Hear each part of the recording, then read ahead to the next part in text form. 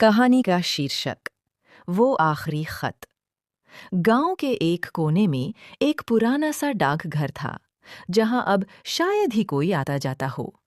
डाकिया रामू काका अब बूढ़े हो चले थे, लेकिन हर सुबह डाकघर की झाड़ू पोंछा करके उसी लकड़ी की पुरानी मेज पर बैठ जाया करते थे, जैसे किसी का इंतजार हो। एक दिन गांव में एक नौजवान लड़का आया। नाम था अर्जुन। शहर से कुछ समय के लिए गांव में रहने आया था। अर्जुन को गांव की शांति और सरलता बहुत पसंद आई, लेकिन एक बात ने उसका ध्यान खींचा। वो था रामू काका का हर दिन डाकघर में अकेले बैठना।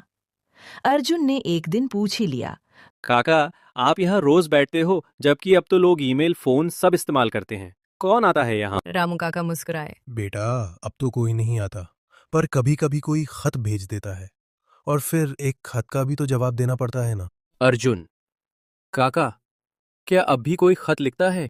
रामू काका ने धीरे से एक पुराना लिफाफा निकाल कर दिखाया।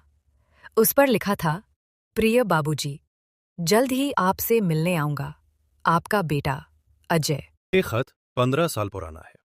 मेरा बेटा अजय शहर गया था नौकरी के लिए, फिर कभी लौटा नहीं, पर हर साल एक बार ऐसा खत जरूर भेज देता है, और मैं इंतजार करता हूँ, शायद एक दिन वो सच में आ जाए। अर्जुन ने फैसला किया कि वो कुछ करेगा। अर्जुन ने शहर वापस जाते ही अजय को खोजने की ठान ली। उसने सोशल मीडिया, पुराने पते और जान पहचान वालों से पूछताछ शुरू की।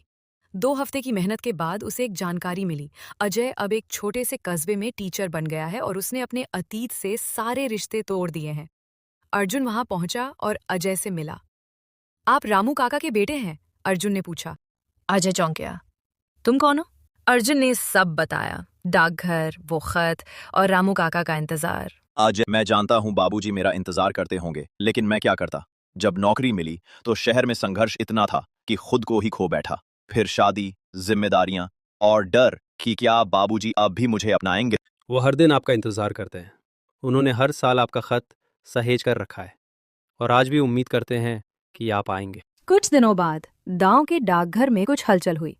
रामू काका अपनी कुर्सी पर बैठे थे और तभी एक परछाई दरवाजे पर रुकी। बाबूजी, एक कांपती आवाज आई। रामू काका ने धीरे धीरे ऊपर देखा।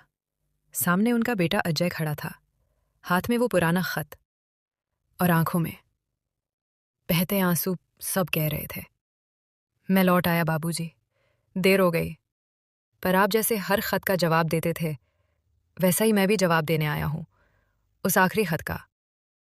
अर्जुन दूर खड़ा ये दृश्य देख रहा था। उसके चेहरे पर संतोष था।